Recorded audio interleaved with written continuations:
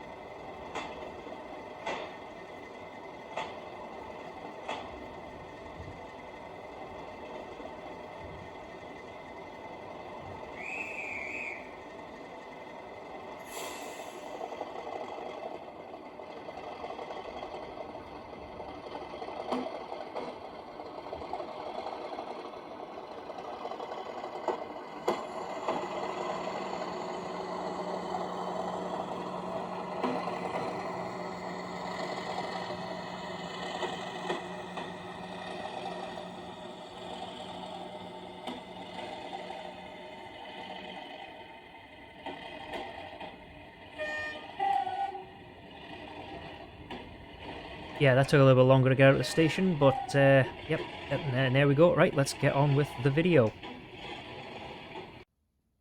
So as for the layout as a whole, I haven't really done a great deal of actual extra detailing. I've just not really found myself out there doing bits of that. I think I've done some little touch-ups to the trees and bushes, but nothing really noteworthy.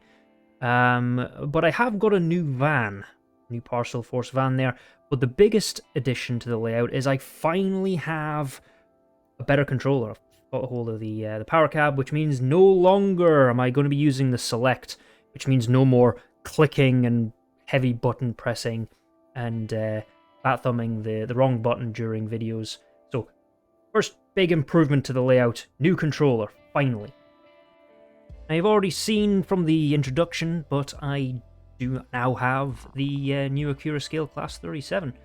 And this was an impulse buy. I did not intend to buy it, at least in this batch. I had a pre-order in the second batch, but one came available, and I just decided, do you know what, cancel the pre-order, buy this one. It was basically the same, just a different running number. And there we go, I've now got it. And it is a beautiful model. Not going to review it, not my thing. There's plenty of them on the internet, but it is a very nice model. Absolutely love it. For the purpose of the 37, it does actually have a purpose. I'm not intending it to carry freight. It's actually, the whole purpose of it was to haul the new Accurascale Mark IICs when they arrive. Just got the update, apparently they're due Q2 next year, so hopefully by the time for the new layout. But for the time being, it's going to be hauling another rake that is going to be part of the Heritage sort of rail tour line that's going to run on the main line. But that I'll explain a bit more into that later on in the video. But yeah, look at it. That is a really nice model, though. Works well with that freight. Another addition to the layout was a freebie given to me by a friend of mine when he came to visit with all his models. He gave me this Q1, and I wasn't intending on ever buying a Q1. It doesn't really fit my style, but I ain't complaining to a free locomotive. I don't think anyone would. So this has been modified slightly. I have basically fitted a speaker and a Bluetooth decoder into the tender. I used a 2-pin sort of plug that's hidden underneath the cab. It was not easy. This was an absolute nightmare. I really don't want to ever have to do this again, but it has worked out in the end. I do still need to put some weights in the tender because I had to make some space for the stay alive, the decoder, and all that. But it is, well, as you can hear, working as intended and does the job nicely.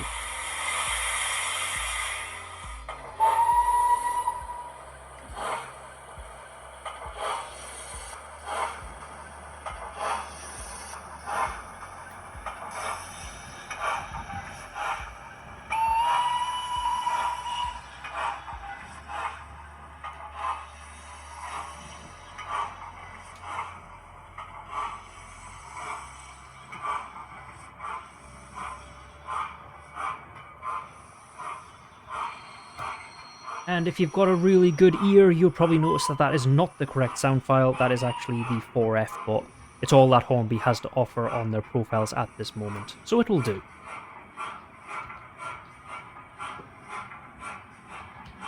Next up is this. Now, I love this Form T. It's a beautiful model, and up until I started recording today, it was running very nicely. It's also running a Hornby Bluetooth decoder. It's got the Stay Alive and a speaker in there. And everything was working fine until today, the day I started recording.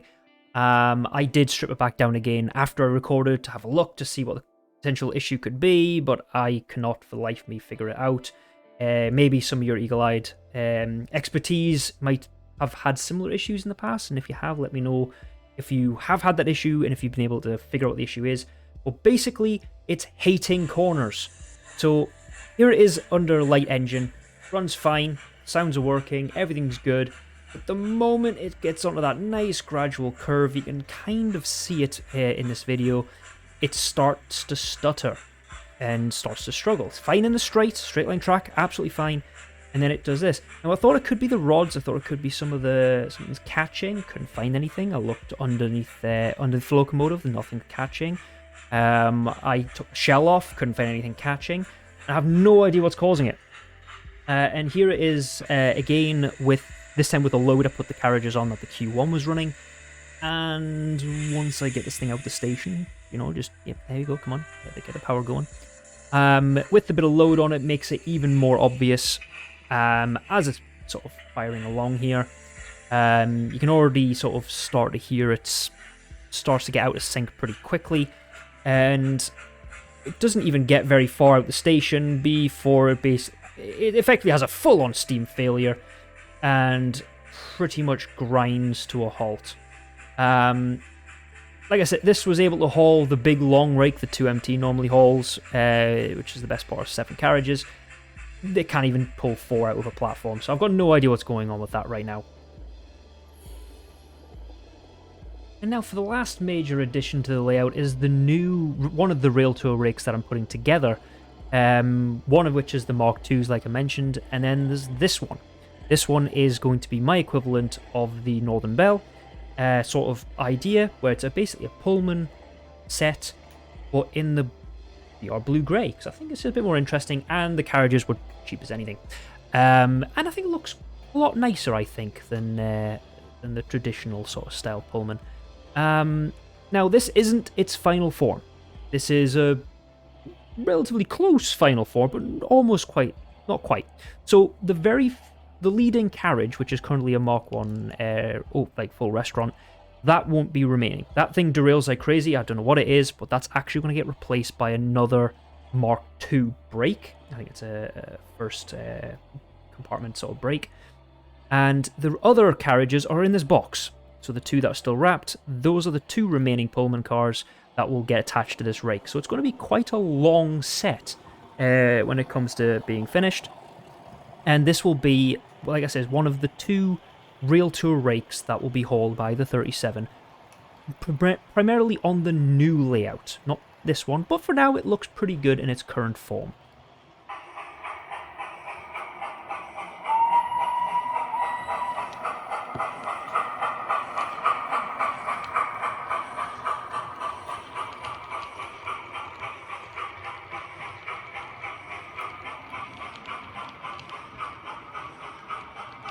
now for more of an update on the actual layout itself. How long has it got left to live? How long before it gets taken a sledgehammer to it? Well, not quite, but theoretically speaking, or figuratively speaking, I don't know.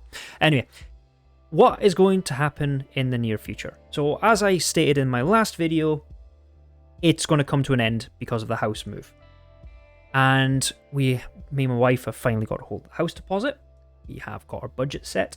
We have already been to we've managed to sort our sort of mortgage. We've got a value that we can spend on that. And we're now, well, basically I'm now waiting on the wife. The wife is the one that's picking the house. I have very little say in the matter. It is a case of I'm allowed to have a big room for the layout and she picks everything else, which I'm totally fine with. But because this date is now becoming more and more right in front of me, it's getting closer, it's getting, you know, all it is now is just getting through the process of finding the house and then doing all that stuff. First time house, this is going to be very interesting for me because I have no idea what I'm doing, so this is going to be fun. But the quicker I move, the quicker I get a new layout. And because of that, I've been thinking, obviously, what am I going to do with this new layout? So what are the things that I need to have with this new layout? So right now, I've been practicing. I've been seeing how to do various things with the detailing, different rakes, fiddle yards, etc. So one thing that has to be done with this new layout, and it's the one, because obviously I can't plan exactly what I want to have, but I can have at least a few things that are higher in priority than the others. And the highest priority thing is the fiddle yard needs to be done better. So it needs to be equal on both north and southbound lines. It needs to be equal in length. But I also need to have the ability to transfer locomotives from the main line to the heritage line, as I'm going to be having guest locomotives that swap between the two, like the Scotsman or the Tornado, or even the 37 with the Pullman rake, for example. So I need to have that ability. That is a big thing that needs to be added with this new layout. And I also intend, this is an idea that I'm sort of debating, is having each track in this fiddle yard to be independently switched, so I can disable the track completely from power on each track individually, which means I can program the trains without having a program track and can do, well, basically take the load off the system, take all the draw from all the decoders and the sound decoders off the line. That's probably one of the biggest things I need to do, because the fiddle yard this time was terrible. And yes, the baseboard is going to get done a lot better this time. I'm going to get it done professionally. I'm not doing it because I'm terrible at it. But it's going to be done properly, it's going to be level, and it's going to be smooth. The other thing that I need to have on this next layout, I need to have an embankment. Just one embankment with a nice little bridge. And every layout that I've ever had has been completely flat for the track work. It needs to have an embankment. So that is also going to get planned in and has to be added. And probably one of the big final things that has to be added, like in the big list of must be on the layout, is I need to have a section, like a few sidings next to the station for the layovers, so the trains can come in. Let's say, for example, they've done their trip from Edinburgh into Carmyllie, and they now need to pull over to the side to idle and rest and wait their time. I want to have that ability. I don't have this on this layout. Where I work, I look outside in Dundee, and I see the Green Market sort of tracks there, and I get to see the trains coming in and they sit and idle there, and that's something I want to add with this next layout. Then after that, it's a case of things I'd like to add. So I'd love to have like those one-ended DMU platforms. I'd like to have one or two of them, again depending on space, and I also like to have a full platform, and that is something I want to try and have 100% of. I want to have a full platform where the whole train can fit in. You can see both ends and it looks fantastic. And it's going to be a minimum of 2 tracks, kind of like how it is now, but I might look at going to 4 if the space is available, to sort of have the difference between the track that goes north to Aberdeen and then the track that goes west to Glasgow.